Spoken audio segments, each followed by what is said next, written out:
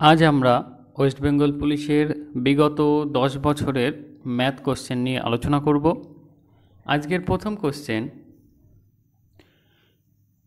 10% ক্ষতিতে এ একটি ঘড়ি বিকে বিক্রি করে, আবার বি ওই ঘড়ি সিকে 10% লাভে বিক্রি করে। যে দামে সি ঘড়িটি কিনলো সেই দামে যদি এ বিক্রি করতো তবে তার শতকরা কত ক্ষতি হতো। ওকে, ধরে নিলাম এ ঘড়িটা 100 টাকা দিয়ে কিনেছিল। ওকে, এবার এ বিক্রি করছে বিকে 10% ক্ষতিতে, তাহলে বি কিনবে কত টাকায়? 100 টাকার 10% ক্ষতি মানে 10 টাকা, অর্থাৎ 90 টাকায় বি কিনবে। বি কিনে আবার বি সিকে বিক্রি করছে কত? 10% লাভে। তাহলে 90 টাকার 10% লাভ মানে 9 টাকা, অর্থাৎ 99 টাকায় বি সিকে বিক্রি করছে। এবার হচ্ছে যে দামে সি ঘড়িটি কিনেছে অর্থাৎ 99 টাকায় যদি এ সরাসরি সিকে বিক্রি করত তাহলে তার কত ক্ষতি হতো? অর্থাৎ 100 টাকায় কিনে 99 টাকায় বিক্রি করতো, তার মানে 1 টাকা ক্ষতি হতো, অর্থাৎ 1% ক্ষতি হতো। Answer D. নিচের কোনটি মৌলিক সংখ্যা নয়? ওকে, দেখো অপশান সি 85 মৌলিক সংখ্যা নয়, কারণ 85 5 দ্বারা বিভাজ্য। তাহলে তোমাদের প্রশ্ন, সব থেকে ছোট মৌলিক সংখ্যা কোনটি? ওকে, 1 না 2? সব থেকে ছোট মৌলিক সংখ্যা হচ্ছে 2। 1 মৌলিক সংখ্যাও নয়, যৌগিক সংখ্যাও নয়। ওকে, আর 2 এমন একটি মৌলিক সংখ্যা মানে বা একমাত্র মৌলিক সংখ্যা যেটি একটা জোড় সংখ্যা। ওকে, আর অন্যান্য সব জোড় সংখ্যাগুলো কিন্তু যৌগিক সংখ্যা, ব্যতিক্রম 2। মনে রাখবে। প্রথম 15টি বিজোড় সংখ্যার গড় কত? প্রথম 15টি বিজোড় সংখ্যার গড় 15ই হয়। দেখো আমাদের সূত্র হচ্ছে প্রথম n সংখ্যক বিজোড় সংখ্যক গড় nই হবে। ওকে, আর প্রথম n সংখ্যক জোড় সংখ্যার গড় হবে n+1। এটা কিন্তু গড়। ওকে, কিভাবে মনে রাখবে প্রথম n সংখ্যক বিজোড় সংখ্যার গড় n? তোমরা সব থেকে ছোট দুটো সংখ্যা যেমন 1 আর 3 দিয়ে চেক করে নেবে। 1 আর 3 এর গড় কত? 4/2, 2। সব প্রথম দুটি গড় মানে মৌলিক সংখ্যার বিজোড় সংখ্যার গড় হচ্ছে 2। ওকে, তাহলে যে কটা বিজোড় সংখ্যা হবে অ্যান্সার ততই হবে।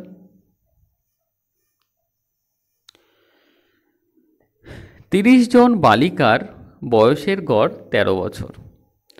তাদের প্রথম 18 জনের বয়সের গড় 15 বছর হলে বাকি 12 জনের বয়সের গড় কত? দেখো অঙ্কটা আমি দুভাবে করব, যেভাবে তোমার পছন্দ সেভাবে তুমি করতে পারো।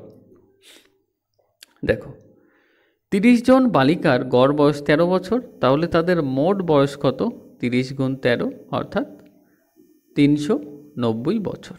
ওকে, এবার প্রথম 18 জনের গড় বয়স হচ্ছে 15 বছর, তাহলে তাদের প্রথম 18 জনের মোট বয়স হচ্ছে 18 গুণ 15 অর্থাৎ 270 বছর।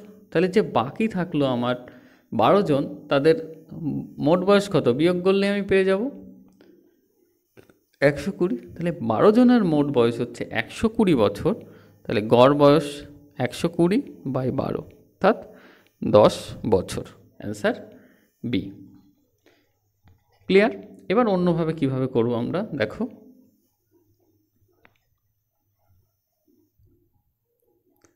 30 জনের গড় বয়স 13 বছর, ঠিক আছে, মানে মোট স্টুডেন্টের গার্লসের গড় বয়স হচ্ছে 13 বছর। তাদের মধ্যে প্রথম 18 জনার বয়স হচ্ছে গড় 15 বছর, অর্থাৎ প্রথম 18 জনার গড় সবার গড় থেকে 2 করে বেড়ে গেছে। ওকে, তাহলে মোট কত বেড়েছে? গড় থেকে 2, তাহলে 18 জনার 18 গুণ 36 বেড়েছে। তাহলে এই যে 12 জন বাকি রয়েছে তাদের মোট বয়স, এই যে গড় বয়স থেকে 36 বছর করে কমবে, অর্থাৎ গড় থেকে কত কমবে? 36 12, অর্থাৎ গড় যে মানে টোটাল যে গড় ছিল তার থেকে এই 12 জনের বয়সের গড় 3 বছর কমে যাবে, অর্থাৎ 13 - 3 10 বছর হচ্ছে এই বাকি 12 জনের গড়। ওকে, যদি a সমান 3 b সমান a/3 সমান b/5 সমান c/7 হয়, তবে এটার মান কত? দেখো এই অঙ্কের ক্ষেত্রে তোমরা এ সরাসরি 3, 5, 7/7 বসিয়ে দেবে। সাধারণত এটা তুমি যদি ডেসক্রিপটিভে করতে চাও তাহলে এটা সমান কে ধরে a সমান 3k, b সমান 5k, c সমান 7k হয়, এই কেগুলো কেটে যায়। ওকে, তাই ফার্স্ট করার জন্য আমরা সরাসরি এই মানগুলো বসিয়ে দেবো। তাহলে 7, 5, 12 আর 3 15, এটা হবে b আছে, বির মান 5, তাহলে 15/5 অর্থাৎ 3, অ্যান্সার সি। 2.04 দামের প্রতি কিলোগ্রাম গমের সঙ্গে প্রতি কিগ্রা 2.88 টাকা দামের গম কি অনুপাতে মেশালে প্রতি কিলোগ্রাম মিশ্রিত গমের দাম হবে 2.52 টাকা? দেখো এটা অ্যালিগেশনের মাধ্যমে আমরা করব। প্রথম প্রকার গমের দাম 2.04 টাকা এবং দ্বিতীয় প্রকার গমের দাম হচ্ছে 2.88, দুই দিকে লিখলাম। আর মিশ্রিত যে গমের দাম 2.52, এটা মাঝে লিখব। এবার আমরা বিয়োগ করব এইভাবে। 2.52 - 2.04 হচ্ছে 0.48, আর এই দুটো বিয়োগ করলে হয় 2.88 থেকে 2.52 বিয়োগ করলে হয় 0.36। এদের দুটোর অনুপাত কত? 36 আর 48-এর অনুপাত, 3 × 12 = 36, 4 × 12 = 48, অর্থাৎ 3:4, অ্যান্সার ডি। এ এবং বি একটি ব্যবসায় 3:2 অনুপাতে বিনিয়োগ করে। ওরা মোট লাভের 5% দান করে দেয় এবং এ এর, এটা মূলধন নয়, এটা লভ্যাংশ হবে। লভ্যাংশের পরিমাণ 4275 টাকা হলে মোট লাভের পরিমাণ কত? দেখো এর মোট লাভ হচ্ছে 4275 টাকা, তারা যে অনুপাতে টাকা বিনিয়োগ করে লাভও সেই অনুপাতে ভাগ হবে, তাহলে এর যে ভাগটা পাচ্ছে সেটা হচ্ছে 3 ইউনিট আর বি পাচ্ছে 2 ইউনিট। ওকে, তাহলে ধরে নিলাম এ হচ্ছে 3 ইউনিট লাভের টাকা এখান, এবং সেটা দেওয়া আছে 4275 টাকা। তাহলে 1 ইউনিট সমান কত? 1 ইউনিট সমান হচ্ছে 4275/3, 1425। তাহলে আমার মোট লাভের পরিমাণটা বার করতে হবে। তাহলে মোট যে ভাগ হচ্ছে টাকা তার পরিমাণ এ পাচ্ছে 3, বি পাচ্ছে 2, মোট হচ্ছে 5। তাহলে আমি সরাসরি 5 ইউনিট সমান কত বের করে নেব। ওকে, 7125। এটা কিন্তু মোট লভ্যাংশ নয়, ঠিক আছে? কেন? কারণ ওরা যা লাভ হচ্ছে প্রথমে 5% দান করছে, তারপর তাদের মধ্যে ভাগ করছে। তাহলে এটা হচ্ছে 95%, ঠিক আছে? তাহলে আমার মোট লাভ বের করতে বলেছে, মানে 100% বের করতে বলেছে। 95% যদি 7125 হয়, তাহলে 100% সমান কত? 100/95 দিয়ে গুণ করব। এটা করবে ক্যালকুলেশন, দেখবে অ্যান্সার আসছে 7500 টাকা। Option C right answer. যদি দিনে 16 ঘন্টা করে কাজ করে 12 জন লোক সপ্তাহে 33,600 টাকা রোজগার করে, তবে দৈনিক 12 ঘন্টা কাজ করে 18 জন লোক এক সপ্তাহে কত টাকা রোজগার করে? এটা আমাদের M1 T1/W1 সমান M2 T2/W2 এই ইকুয়েশনে আমরা বসাবো, যেখানে M হচ্ছে ম্যান লোক সংখ্যা, টি হচ্ছে দৈনিক কাজের সময়, আর ডাব্লিউ হচ্ছে ওয়ার্ক। এখানে যত টাকা রোজগার করছে সেটাই হচ্ছে কাজ, কাজ ধরবো আমরা। তাহলে মানগুলো আমরা পুট করে দিই। দেখো প্রথমে এম হচ্ছে 12 জন লোক, দৈনিক কত ঘন্টা কাজ করছে 16 ঘন্টা, এবং তার ফলে তারা মজুরি পাচ্ছে 33,600 টাকা। ওকে। আর দ্বিতীয় ক্ষেত্রে 18 জন লোক দৈনিক 12 ঘন্টা কাজ করে, তাহলে তারা কত টাকা মজুরি পাবে, রোজগার করবে। ওকে, 12, তাহলে আমার W2 সমান আসছে 2100 গুণ 18। 2100 গুণ 18 কত হয়? 37,800। Answer D. কোশ্চেন নাম্বার 9, এক্সের 8% ওয়াইয়ের 4%-এর সমান হলে এক্সের 20% সমান ওয়াইয়ের কত পার্সেন্ট? এটা আমাদের করতে হবে। দেখো এখানে বলেছে এক্সের 8% সমান ওয়াইয়ের 4%, তাহলে 4 দিয়ে যদি কাটি তাহলে এটা আসে এক্সের 2% সমান ওয়াইয়ের 1%, 4 2 8। এবার এক্সের আমাকে বার করতে হবে 20%, তাহলে 2 থেকে 20 আনতে হলে 10 দিয়ে গুণ করতে হয়, তাহলে এক্সের 20% সমান ওয়াইয়ের কত পার্সেন্ট? বাঁদিকে 10 দিয়ে গুণ করেছি, তাহলে ডান দিকেও 10 দিয়ে গুণ করতে হবে, তাহলে কত হবে? 10 × 10, তাহলে এক্সের 20% সমান ওয়াইয়ের 10%। অ্যান্সার এ। একটি নৌকা স্রোতের অনুকূলে 2.5 ঘন্টায় 60 কিমি যায়, আর ফেরার সময় অর্থাৎ প্রতিকূলে ওই একই দূরত্ব মানে 60 কিমি 3 ঘন্টা 45 মিনিটে ফিরে আসে। স্থির জলে নৌকার গতিবেগ কত? দেখো স্রোতের অনুকূলে নৌকা যখন যায় তখন বেগ কত? বেগ মানে দূরত্ব বাই সময়, তাহলে 60 কিমি যাচ্ছে অনুকূলে,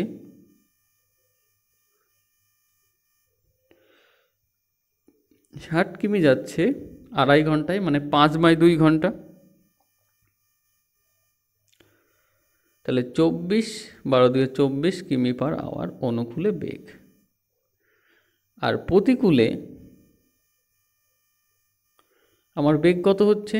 একই দূরত্ব মানে 60 কিমি আসছে 3 ঘন্টা 45 মিনিট। 3 ঘন্টা 45 মিনিটকে আমাকে ঘন্টায় নিয়ে যেতে হবে। ঘন্টায় নিয়ে গেলে কি হয়? 3 পূর্ণ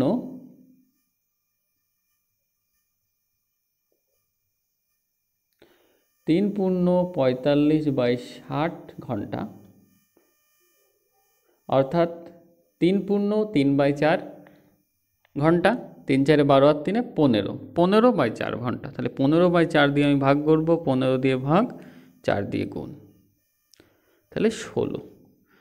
অনুকূলে বেগ 24 কিমি পার আওয়ার, প্রতিকূলে বেগ 16 কিমি পার আওয়ার। তাহলে নৌকার বেগ কী করতে হয়? দুটো যোগ করে 2 দিয়ে ভাগ করতে হয়। তাহলে নৌকার বেগ হবে আমার 16 যোগ 24 অর্থাৎ 40/2, 20 কিমি পার আওয়ার। Answer C. যদি আমার স্রোতের বেগ বার করতে দিত তাহলে অনুকূলের বেগ ও প্রতিকূলের বেগ বিয়োগ করে 2 দিয়ে ভাগ করতাম, সেক্ষেত্রে কত আসতো? 24 - 16, 8/2, 4 কিমি পার আওয়ার। ওকে। কোশ্চেন নম্বর 11, টাকায় 10টি করে আপেল বিক্রি করে এক বিক্রেতা 40% লাভ করেন। তিনি টাকায় কতগুলো আপেল কিনেছিলেন? ঠিক আছে, এই অঙ্কগুলো করার আগে আমাদের একটা কথা মনে রাখতে হবে। দেখো লাভ বা ক্ষতি কিন্তু টাকার ওপরে হয়। ওকে, আপেল সংখ্যার ওপর লাভ বা ক্ষতি হবে না, টাকার ওপর আমরা বের করব। তাহলে 1 টাকায় 10টি আপেল বিক্রি করে, তাহলে একটা আপেলের বিক্রয় মূল্য কত? 1-এর 10 টাকা। এইবার এটা হচ্ছে বিক্রয় মূল্য, লাভ হচ্ছে 40%, আমাকে ক্রয় মূল্য বার করতে হবে। ওকে, তাহলে 40% লাভ মানে কি? 100 টাকায় যদি কেনে তাহলে 140 টাকায় বিক্রি করছে, আমি বের করব ক্রয় মূল্য। তাহলে ক্রয় মূল্য 100 টাকাটা উপরে রাখবো আর বিক্রয় মূল্যটা নিচে রাখবো 140। ঠিক আছে, দুটো শূন্য কেটে যাচ্ছে, তাহলে হচ্ছে একটা আপেল কিনেছিল 1/14 টাকায়, অর্থাৎ 1 টাকায় কতটি আপেল নিয়েছিল? 14টি। অ্যান্সার এ।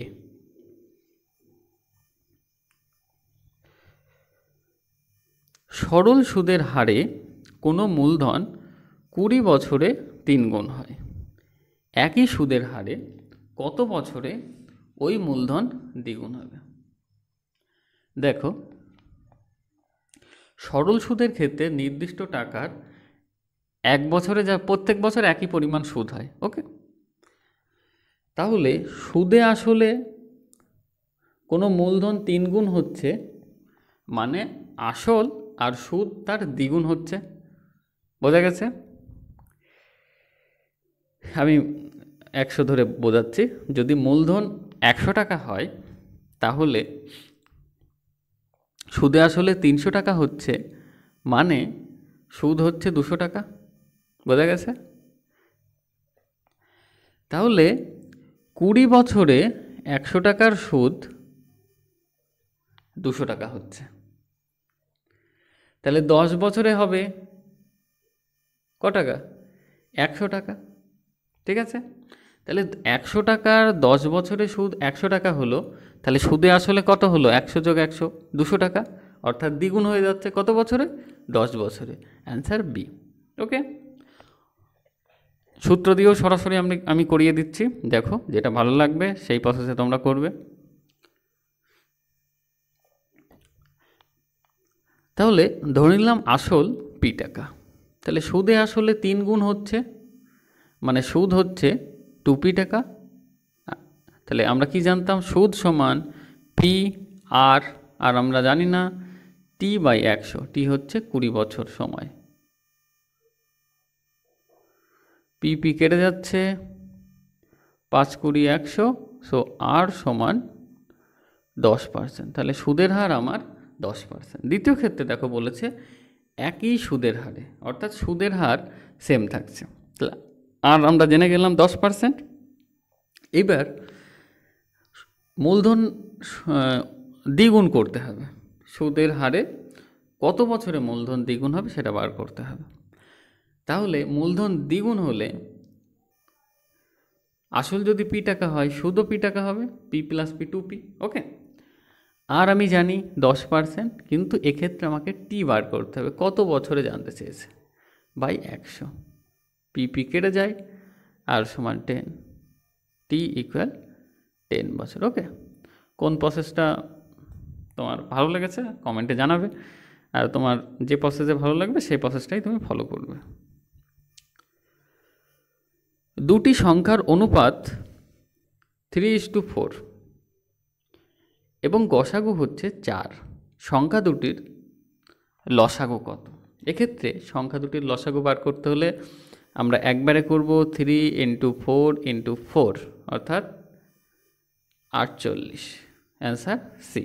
এবার কি করে এটা আসছে আমি ডিটেলসে একটু দেখিয়ে দিচ্ছি, যারা এটা অলরেডি জানো স্কিপ করে পরের কোশ্চেনে চলে যাও। সংখ্যা দুটি 3:4, তাহলে আমি ধরে নিলাম সংখ্যা 3x আর 4x। এদের গসাগু কত? 3x আর 4x এর গসাগু x, সেটা দেওয়া আছে 4, তাহলে x সমান 4। ওকে, এবার দেখো 3x আর 4x এই সংখ্যা দুটির লসাগু কত? 12x, সেটাই আমার জানতে চেয়েছে, আর x এর মান 4, তাহলে 12 × 4, 4 12 48। Answer C. ক্লিয়ার? দুটি ট্রেনের দৈর্ঘ্য যথাক্রমে 80 মিটার এবং 90 মিটার। ওরা যথাক্রমে 10 মিটার পার সেকেন্ড এবং 7 মিটার পার সেকেন্ড গতিবেগে পরস্পরের দিকে ধাবিত হলে কত সময়ে পরস্পরকে অতিক্রম করবে সেটা আমাকে বার করতে হবে। ওকে, দেখো দুটো ট্রেন একে অপরকে অতিক্রম করা মানে দুটো ট্রেনের দৈর্ঘ্যকেই অতিক্রম করতে হবে, অর্থাৎ আমার দূরত্ব হচ্ছে 80 যোগ 90, 170 মিটার মোট দূরত্ব। আর দুটো ট্রেন যেহেতু পরস্পরের দিকে আসছে, অর্থাৎ বিপরীত দিক থেকে আসছে, তাহলে তাদের আপেক্ষিক বেগ যোগ করতে হয়। আপেক্ষিক বেগ হচ্ছে 10 যোগ 7 সমান 17 metre per second. Okay, clear? তাহলে সময় কত লাগে? সময় হচ্ছে দূরত্ব বাই বেগ, 10 সেকেন্ড। Answer D.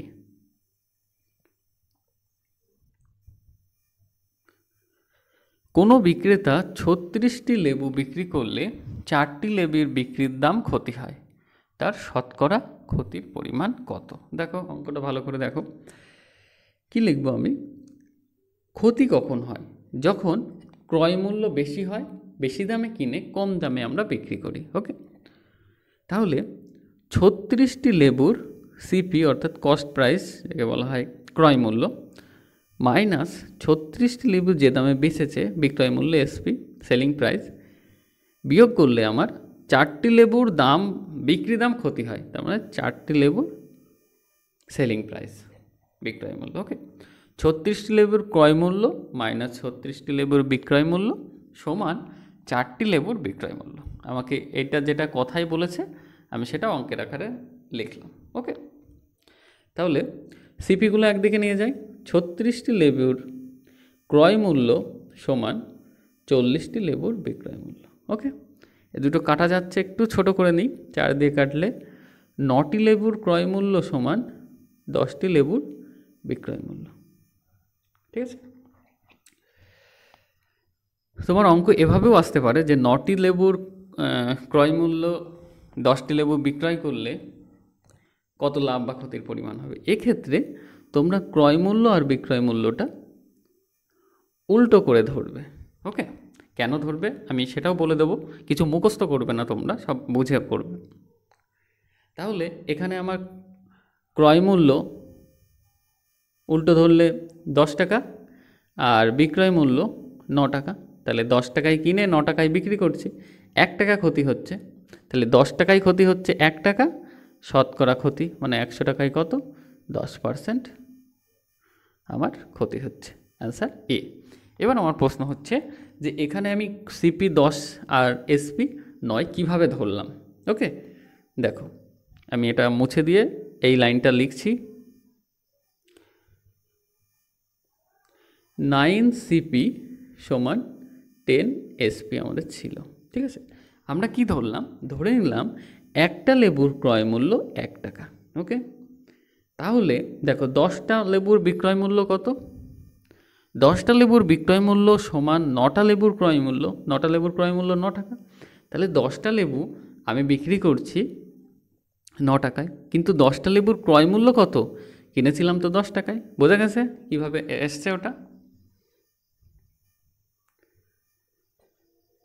ঘন্টায় 72 কিমি বেগে 110 মিটারের দৈর্ঘ্যের একটি ট্রেন 132 মিটার দৈর্ঘ্য বিশিষ্ট ব্রিজকে অতিক্রম করতে কত সময় নেবে? একটা ট্রেন একটা ব্রিজকে যখন অতিক্রম করবে তখন ট্রেন নিজের দৈর্ঘ্য ও ব্রিজের দৈর্ঘ্য অতিক্রম করবে, অর্থাৎ মোট দূরত্ব হচ্ছে 110 মিটার প্লাস 132 মিটার সমান 242 মিটার। ওকে, আর যেহেতু এটা মিটারে দেওয়া আছে তাহলে গতিবেগও আমাকে মিটার পার সেকেন্ডে নিয়ে যেতে হবে, যেহেতু ট্রেন একটা ব্রিজ অতিক্রম করতে মাত্র কয়েক সেকেন্ড সময় নেবে। তাহলে 72 ইন্টু কিমি পার আওয়ার থেকে মিটার পার সেকেন্ডে যেতে আমরা 5/18 দিয়ে গুণ করব, অর্থাৎ 20 মিটার পার সেকেন্ড। তাহলে সময় কত লাগবে? 242 দূরত্ব বাই 20, 2 দিয়ে কাটলে 121/10, 12.1 সেকেন্ড। Answer B.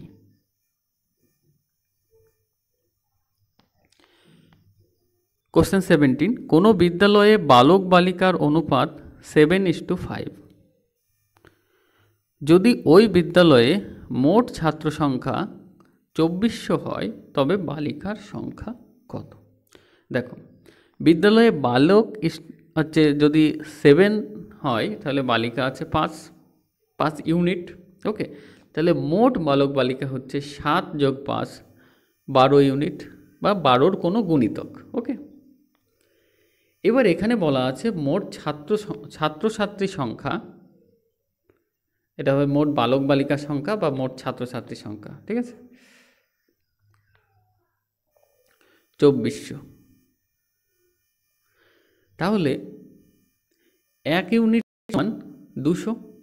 ওকে, আমাকে জিজ্ঞাসা করেছে মোট বালিকার সংখ্যা কত। তাহলে বালিকা ছিল 5 ইউনিট, 5 ইউনিট সমান কত, 5 ইন্টু 200 অর্থাৎ 1000 জন। Answer C. বোঝা গেছে?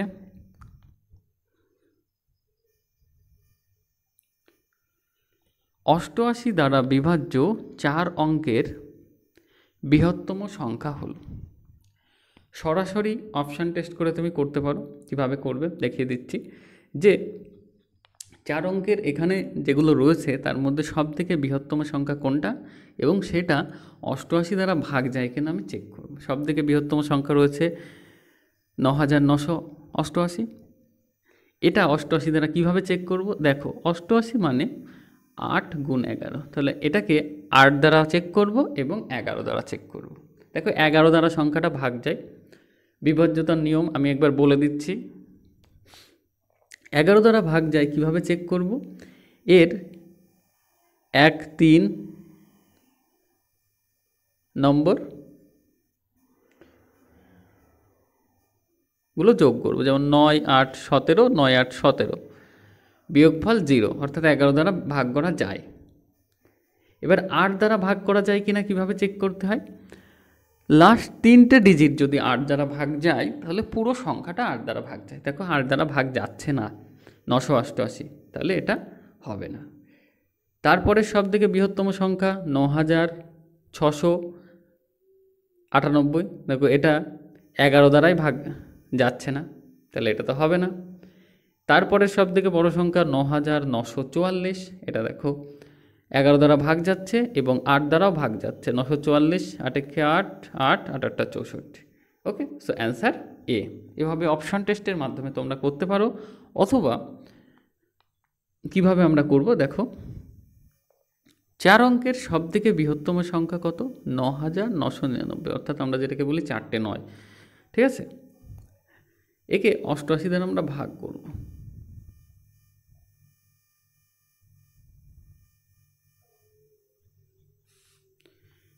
এক 88, 1, 3,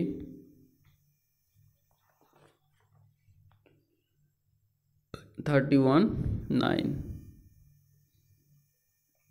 3, 264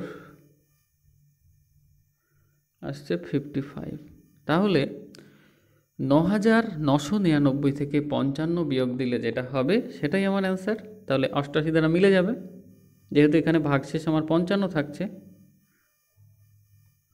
4499। ওকে, অ্যান্সার এ।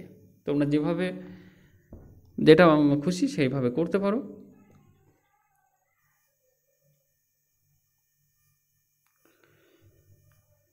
কোশ্চেন 19, এটার মান নির্ণয় করতে হবে। দেখো 1/6কে 6 মানে 3 × 2 পরপর দুটি সংখ্যার গুণফল আকারে প্রকাশ করা যায় হরে যেগুলো রয়েছে প্রত্যেক সংখ্যারকে 30 পর্যন্ত। তাহলে এগুলোকে আমি এভাবে লিখতে পারি। 1 × 6কে দেখো লেখা যায় না, 1 × 2 - 1 × 3। ঠিক আছে, প্রত্যেকটা সংখ্যায় এভাবে আমি লিখব। 1 × 6 মানে হচ্ছে 1/2 - 1/3। 1 × 12, 3 × 4 = 12। 1 × 3 - 1 × 4। 1 × 20, 1 × 4 - 1 × 5। 1 × 30 প্লাস 1 × 30 আছে, 1 × 5 - 1 × 4। শুধু এটা মনে রাখবে যে 1 × 6 মানে 1 × 3 - 1 × 2 নয়, 1 × 2 - 1 × 3। এই জায়গায় একটা ভুল হয়ে যেতে পারে। হরের ক্ষেত্রে ছোট সংখ্যা থাকলে যদি লব একে হয় সেটা বড়, 1 × 2 এর থেকে 1 × 3 এর থেকে 1 × 2 বড়, ওই জন্য ছোট সংখ্যাটা আগে হবে। 1 × 3 - 1 × 4, 1 × 4 - 1 × 4। ওকে, তাহলে দেখো প্রত্যেকটা সংখ্যা, আর আমার ছিল -1 × 3 কেটে যাচ্ছে, শুধু প্রথমটা আর শেষেরটা থাকছে 1 × 6। তার মানে 1 × 2 - 1 × 6, আর আমার এক্সট্রা ছিল -1/3। তিনটের লসাগু কত? 6। 3 2 6 -1 -2, তাহলে 3 - 3/6। সো চলে আসছে 0। Answer D.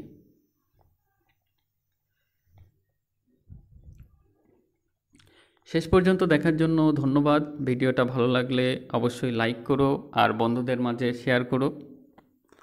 আমাদের চ্যানেলটিকে সাবস্ক্রাইব করে নিও। আর অন্যান্য সাবজেক্টের ইয়ারের কোশ্চেন সলভ পেতে চাও কি না, বা চ্যাপ্টার ওয়াইজ ম্যাথ ক্লাস আমার কাছ থেকে চাও কি না, সেগুলো কমেন্ট বক্সে অবশ্যই জানিও।